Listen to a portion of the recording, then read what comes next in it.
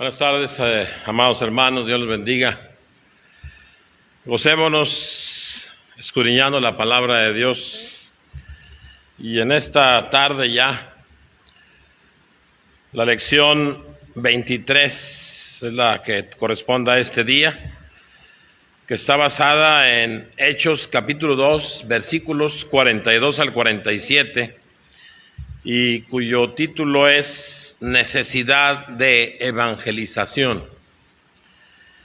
Necesidad de evangelización. Así como el pastor mencionaba a esta mujer que ya al borde de la muerte por enfermedad, me ha tocado conocer personas que tienen esta necesidad de evangelización y aprovechan hasta el último momento para dar las buenas noticias, para agradar a Dios, llevando fruto, hablando de Cristo. Y la palabra necesidad me llama la atención, porque necesidad es un estado de carencia que por consecuencia resulta indispensable para vivir tranquilamente, para vivir en paz, para vivir en bienestar, tener eso que se carece. Y eso que se carece en este tema es ¿qué? La evangelización. Que nosotros tengamos esa necesidad. Y de eso se ha estado hablando en el fanal. Y la pregunta es, ¿cómo te fue en esta semana con evangelismo? ¿A quién le hablaste de Cristo? ¿Quién tuvo ese gozo de escucharte hablar de Cristo? ¿Y provocaste gozo en el Señor por hablar de Cristo? El texto clave de esta lección se encuentra en Hechos, capítulo 2, versículos 44 al 45, y dice así: todos los que habían creído estaban juntos y tenían en común todas las cosas, y vendían sus propiedades y sus bienes, y los repartían a todos según la necesidad de cada uno. El objetivo de la lección. Hemos de recordar el objetivo del domingo antepasado, que compartió el hermano Gregorio, y el objetivo era orar por el evangelismo. ¿Lo hicimos? ¿Lo estamos haciendo? El objetivo del domingo pasado era ofrendar para el evangelismo. ¿Lo estamos haciendo? Y en este domingo el objetivo es realizar buenas obras para el evangelismo. Y para realizar esas buenas obras, en el objetivo dice que tomemos en cuenta el testimonio de la iglesia primitiva. O sea, los versículos 44 y 45. Algunos estudiosos dicen, bueno, es que esta iglesia creía que Cristo ya está a la vuelta de la esquina, que ya había de venir, y por eso hicieron lo que hicieron. Por eso estaban juntos, por eso tenían en común todas las cosas, y por eso vendían sus propiedades y bienes y lo repartían a aquellos que necesitaban. Y digo yo que con estas profecías que estamos viendo, todos estos acontecimientos que están sucediendo, vemos que la maldad está avanzando terriblemente a límites horribles. Vemos que hay una pandemia, una enfermedad a nivel mundial. Hay guerras, hay muertes, la degradación biológica o pérdida de los organismos vivos, de la materia orgánica, los hijos contra los padres contra los hijos. Y todo esto es señal de que Cristo está más cerca que cuando la iglesia primitiva hizo estas buenas obras. Y la pregunta será, ¿no merece el Señor que realicemos este trabajo hermoso del evangelismo? Porque Él hizo lo que tenía que hacer y se entregó por nosotros. Y me pregunto, aunque faltaren 10,000 años para que viniera Cristo, o 20,000 años, o 100,000 años, o 1.000.000 de años para que viniera nuestro Señor Jesucristo, ¿no merece Él que oremos por el evangelismo? ¿Que ofrendemos por el evangelismo? ¿Que hagamos buenas obras por el evangelismo? ¿No lo merece? Oremos, ofrendemos y hagamos buenas obras, que es la gran comisión. La gran comisión dice, id y haced discípulos, pero en el griego dice, id y discipulad. Es algo personal, es algo dicho para cada uno de nosotros, los que somos hijos de Dios. Es para ti, es para mí, que sintamos esa necesidad de evangelismo. Dice después del objetivo, en la página 125 de su cuadernito, con temor reverente. ¿Qué es tener temor? Dice que sobrevino un temor a toda persona, a cada uno de los que oyeron la palabra. O sea, hubo en ellos una necesidad de respeto, de reverencia, de servicio, que resulta de ver las maravillas, de escuchar la palabra de nuestro Dios. Pero sin olvidar que quien actuó ahí fue el Espíritu Santo. Y esto no se debe de ignorar en nosotros, que el Espíritu Santo sigue trabajando, Él sigue haciendo, Él sigue moviendo, Él sigue convenciendo. Es el que pone el querer y el hacer en nosotros. Después de la predicación de Pedro, que estaba lleno del Espíritu Santo, el Espíritu Santo se movió de entre los miles, porque quedaron impactados por lo que vieron y por lo que oyeron. Nosotros hoy en día se nos leen, se nos dan pasajes, historias, y hace 2 domingos nuestro hermano Gregorio nos recordaba una historia impactante. ¿La de quién? Sodoma y Gomorra. Y esa historia habla de juicio. Y la pregunta es, ¿qué viene a nuestra mente con esta historia? La de Sodoma y Gomorra. Donde a mí me llama la atención que ni 10 hubo en esas ciudades que buscaran la voluntad del Señor, que obedecieran al Señor, que fueran justos. Ni 10. Siempre el remanente de alguna manera son pocos. Y la historia dice que el juicio de Dios se dejó sentir y fueron destruidos con fuego y con azufre. Y la pregunta es, ¿qué para nosotros ese pasaje que sucedió hace mucho? ¿Por qué está ahí? ¿Por qué quiere el Señor que lo conozcamos? ¿Qué querrá dejar nuestro Dios en nuestra mente? ¿Cuál es el mensaje? Yo he leído, he escuchado que científicos han localizado estos 2 lugares, que en algunos libros dice que son 5, y menciona los nombres, entre ellos Sodoma y Gomorra, y que fueron localizados y que a base de estudios químicamente, físicamente, y encuentran fuego y azufre. Y la pregunta es, ¿esto nos hace algo de ruido en la cabeza, en nuestra mente? Escuchar que ahí hay una evidencia, una identificación de un lugar.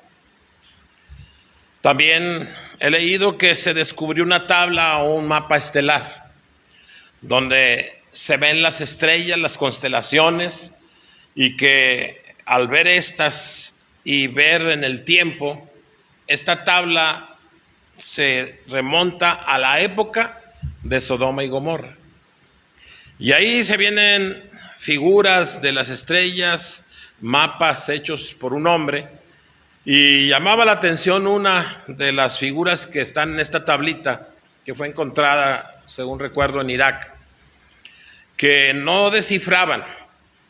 Y por fin, después, a base de estudios, encontraron que hubo un hombre que observó que venía un meteoro del espacio y que entró a la atmósfera y que vino y cayó, y al caer hubo una explosión donde derramó fuego y azufre. Y el lugar es Sodoma y Gomorra. Y dice el científico, aquí yo puedo ver que hubo un testigo que vio el juicio de Dios sobre Sodoma y Gomorra. Y la pregunta es, ¿qué pensamos? ¿Era necesario que un científico nos dijera que hubiera una prueba física de que Sodoma y Gomorra fueron enjuiciados? Un hijo de Dios no busca pruebas físicas, materiales o de científicos. Un hijo de Dios, lo que dice la palabra, lo cree. Y cuando en el juicio vemos que hay un castigo, ¿por qué quiere Dios que veamos esto? Porque como veíamos el domingo pasado, no está el pasaje de adorno cuando dice que el hacha está puesta para aquel que no dé fruto. Por eso es que debe de haber una urgencia en ti y en mí, debe de haber en ti y en mí una necesidad de evangelizar, una preocupación, desde ahorita y como esos ejemplos que decíamos, hasta el último de nuestros días. No renegar cuando se avecina la muerte, cuando se avecina el problema, la situación difícil, sino que veamos todo momento, un momento especial para hablar de Cristo. Para un hijo de Dios, para un cristiano, para un salvo que tiene el Espíritu Santo, al ver estas cosas debe de potenciar su temor a Jehová. Debe de respetar, reverenciar, servir, obedecer al Supremo Señor, que va a premiar, pero que también va a castigar a las naciones. Y Jesús dijo, separaré a las ovejas de los cabritos para el juicio. Para un necio todo esto le es mentira, le es falso, porque él procede de la maldad. Para él habrá un ultra terrible juicio el día del Señor. Pero para ti y para mí no será. No habrá un terrible día, habrá un hermoso día cuando el Señor nos premie porque compartimos de la palabra del Señor. En la página 126 de la lección dice que en los convertidos no hay impostores como Diótrefes, de que también nos habló nuestro hermano Gregorio. Ahí lo localizamos este nombre en 3 de Juan 9 y 10 y podemos ver que hasta su mismo nombre nos habla de por qué él es así. Su nombre significa ser nutrido, alimentado, educado por Zeus. Y Zeus no es nuestro Dios. Zeus no es un Dios, no es un Dios vivo, es un impostor. Y por eso vemos el fruto de este hombre. Diótrefes era un líder que generaba división, y esa es tarea de Satanás y sus seguidores. Él amaba el reconocimiento, rechazaba el liderazgo ministerial, criticaba, se oponía al ministro, lo censuraba. Un hombre o una mujer así no tiene temor de Dios, no debe de ser imitado, no debe de ser seguido, y ni el polvo de su casa esté en nuestra suela. Hombres y mujeres así son enemigos de Dios. Un hombre o una mujer así no le importa lo de Sodoma y Gomorra. Una mujer y un hombre así no le importa el juicio, ni la gloria, ni Dios, y mucho menos evangelizar. A nosotros nos importa, hermanos, evangelizar. Ojalá hayan dicho todos amén. En la iglesia de este pasaje de Hechos 2, 42 al 47, les llegó la necesidad de la evangelización, mostrándolo, acompañándolo de buenas obras, y no de buenas obras que ellos prepararon, sino son las buenas obras que Dios preparó desde la eternidad. Ellos tomaron esas buenas obras y podemos ver en el pasaje los rasgos de una iglesia que es así, rasgos valiosos y necesarios que nosotros debemos de imitar, hermanos, que nosotros debemos de tener, que nosotros debemos de vivir. Y ayúdenme a ir localizando esos rasgos de esta iglesia, que deben ser rasgos del Divino Redentor, de la misión de Ríos de Agua Viva y de toda iglesia que esté escuchando y oyendo. Vamos otra vez entonces al capítulo 2 y vamos al versículo 41. Ahí está el primer rasgo. Un pueblo que recibió la palabra con regocijo, que se gozó y creyó, y se ven dos resultados en ese versículo.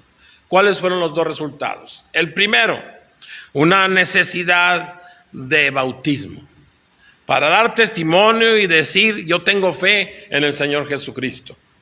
Y un segundo resultado, una iglesia grande, porque dice ahí que se añadieron 3,000. Cosas hermosas suceden cuando escuchamos con regocijo la palabra de Dios. Otro rasgo de esta iglesia se encuentra en el versículo 42. Un pueblo que perseveraba continuamente, no se cansaba de qué. Y podemos ver ahí al menos 4 cosas. La primera, oír, tomar y obedecer. ¿Qué cosa? La doctrina. Lo que el Señor nos enseña. No cambiar nada. No decir que esto no, o esto es anticuado, o esto no me sirve. Es tomar toda la enseñanza de nuestro Señor. Y no se cansaron y perseveraron en ello. La segunda cosa es que tenían comunión los unos con los otros. Había un compañerismo, una participación, una unidad, una íntima relación de unos con otros. No se marginaba a nadie, no se hacía menos a otro, no se quitaba a alguno. Pero para lograr esto es porque había una comunión con Cristo, una comunión con el Padre, con el Espíritu Santo, para tener esa comunión los unos con los otros. El tercer rasgo era el gozo, la meditación, el compromiso, la santidad para celebrar la Santa Cena. Yo no sé si sientes esto cada vez que se anuncia la Santa Cena, que ya extrañamos por la situación que estamos viviendo, pero acercarnos a la mesa del Señor es un honor, que nos invita a acercarnos con eso: gozo, meditación, compromiso, santidad, pidiendo perdón, dando gracias a Dios. La cuarta cosa era la práctica del medio poderoso de la comunicación e intercesión. Esto es la oración. Que la oración sea una práctica, hermanos. Ahí en tu vehículo, ahí en tu casa, ahí en tu trabajo, en tu escuela, en las vacaciones. Necesitamos este medio poderoso y que sea una práctica que persevera el pueblo de Dios. Versículo 43. Un temor en la iglesia que conmovió a muchas almas. El ver el temor, el respeto de la iglesia causó movimiento en el alma de los que veían. Y eso queremos como iglesia mostrar. ¿Y qué es tener o por qué tener temor a Jehová? Escuchen. El temor a Jehová es por no quererlo disgustar, que provoquemos en él juicio, que provoquemos en él enojo. Eso es tener temor de Jehová, cuidar que no sea disgustado nuestro Señor. Temor es a Jehová por su extrema, excesiva e intensa santidad. La santidad de nuestro Señor es infinita, es limpia, es pura, y faltan palabras para expresar su santidad. Y por ello yo tengo y debo de tener temor de Jehová. El temor de Jehová es la reverencia, el respeto, la devoción, la honra, la admiración, la obediencia por ser el Altísimo, el único, el supremo, el verdadero Dios todopoderoso. Por eso merece temor nuestro Señor. Y cuarta cosa, ¿por qué tener temor a Jehová? Por mostrarnos cosas grandes, maravillosas, cosas ocultas que tú y yo no conocíamos, que ignorábamos, que no sabíamos y encontramos en la bendita palabra de nuestro Dios. Y esto era algo que permanecía en nuestra iglesia, porque a veces con el tiempo, con los años, como que ya todo no nos es novedad, como que ya no nos llama tanto la atención, como que ya está pasando de moda, ya no me llena. Eso le sucede a alguien que no tiene el Espíritu Santo. Pero todos ellos perseveraron porque el Espíritu Santo se apoderó de ellos. Versículos 44 al 46. Un pueblo unido que ministraba, servía, daba al que necesitaba y se le entregaba según lo que se necesitaba, lo que él requería. Esto es difícil. A veces ayudamos a una persona de la iglesia, pero que no me venga a buscar otra vez. A lo mejor no sabemos que ellos, como nosotros, comen todos los días y tienen necesidad. Y eso lo veía el pueblo, la iglesia primitiva, y seguían dando y dando. Y lo hacían con alegría y con sencillez de corazón. Qué bueno que viene la hermana, el hermano, la familia y me está pidiendo. Soy un instrumento del Señor, una bendición es poder bendecir a otro y con esto agradar a nuestro Dios. Esto se dio porque eran ellos verdaderos creyentes. Y versículo 47 y último, un pueblo, una iglesia, hermanos, que de verdad eran adoradores del Señor. Familias que glorificaban a Dios, los que veían este testimonio de su adoración, de su entrega, de su amor, que veían al expresarlo una buena noticia y se veía en su persona la buena noticia, eran llenos de un afecto, de un aprecio, y ellos entregaban su favor, su ayuda, su socorro al pueblo de Dios por su testimonio de adoración. Y por estas buenas obras para el evangelismo que Dios preparó y entregó a su iglesia, Él les entregó a ellos nuevas almas, más salvos para la gloria de Dios. ¿Qué más queremos nosotros como iglesia que ver esta casa llena? ¿Qué más queremos nosotros que ser ese instrumento que requiere que construyamos y ampliemos porque ya no cabemos? Porque el pueblo está trabajando, porque el pueblo está evangelizando. Ellos tuvieron esa bendición por estos rasgos especiales. Evangelizar solo trae gozo al Señor y gozo al que practica el evangelismo. Yo te invito, hermano, a que pienses en alguien y no que sea tu única tarea para el resto de tu vida. Piensa en alguien. En esta semana pasada se te fue la oportunidad, ahí viene otra semana. Mañana, en el trabajo, el que pasa por ahí, el que llega a tu carro a la ventana, aquel que ves allá en la esquina, aquel que te habla por un problema, aquel que tiene necesidad, es la oportunidad grandiosa del evangelismo, hermano. Evangelizar trae gozo al Señor y a ti, no lo olvides, hermano. Provoca y pídele al Señor que provoque el momento para hablar las buenas nuevas. No lo olvides, ora, aporta y realiza buenas obras para el evangelismo. No digas amén si no lo vas a hacer, el Señor se molesta. Pero si lo vas a hacer, di amén y el Señor ya está gozoso porque estás convencido y has visto las grandes y maravillosas cosas que hace el Señor. Y no lo hagamos por miedo al juicio, sino hagámoslo por amor a nuestro Señor. Amén. Oramos. Bendito Dios, Señor, cuán grande eres. No tenemos idea, Señor, de quién es nuestro Señor. Lo que sabemos, tú no lo has permitido, Señor, pero nuestra mente es finita. Pero sabemos, Señor, que eres grande, grande, grande. Santo, santo, santo. Amoroso, misericordioso y perdonador. Y grandes son tus maravillas, Señor, que nos has mostrado y nos sacaste de ser trapos de inmundicia. Y nos llevaste a un nivel al llamarnos hijos de Dios. Nos diste un regalo, el que es grande, grande, tu Hijo Jesucristo. Y no nos dejaste solos, Señor, nos bendices con la presencia del Espíritu Santo. Y podemos ver en cada día lo que haces.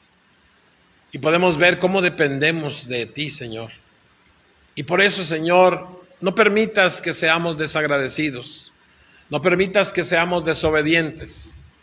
Ayúdanos, Señor, a tener el deseo, el querer, el hacer, el hablar las buenas nuevas.